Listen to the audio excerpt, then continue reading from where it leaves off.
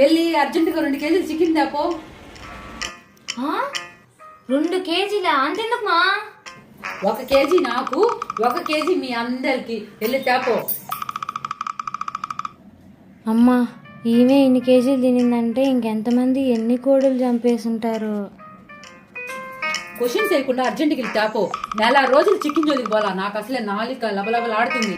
మా అమ్మే తింటే మా ఏరియాలో, మా జిల్లాలో, మా రాష్ట్రంలో ఇంకెన్ని తింటారో. అమ్మా, ఏంది మా లెక్కలేసుకుంటూ కూర్చున్నావా? వెళ్ళి తేపో తొందరగా. జనాభా ఇంద్ర నాయన ఆక్యూవేంది మా? తెచ్చివా?